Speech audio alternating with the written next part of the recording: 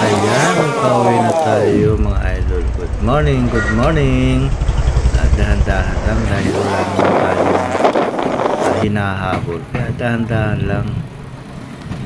Ayan, pauwi na tayo. Ingat-ingat ang lahat. Sa mga papasok ng trabaho at pauwi ng bahay, ingat-ingat po ang lahat. Huwag nang dumaan kay Kumare para makikape. Joke lang. Shout out nga pala sa 28 na bago kong followers. Hello, mabuhay kayo mga idol. Panay ang update ni Meta.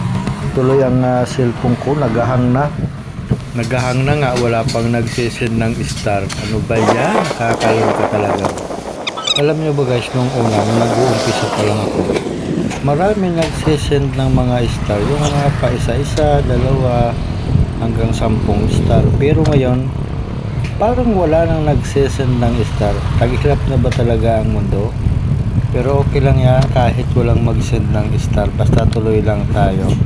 Kapag boring ka, wala kang magawa sa buhay, mag-upload ka lang, mag-video ka.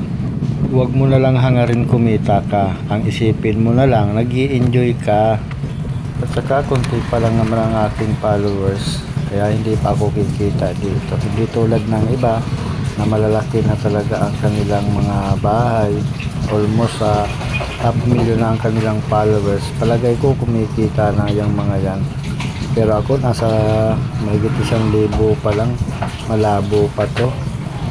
Meron na nagsabi, nagbablog na daw ako kaya kumikita ako sa pagbablog. Nako talaga naman, oo. Hindi nyo ba alam na wala naman na kumikita dito ng malaki sa pagbablog tulad ngayon, ang lit-lit pa naman ang aking followers.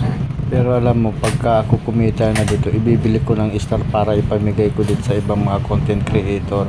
O paano guys, hanggang dito na lang. Salamat sa panonood ninyo. Bye bye.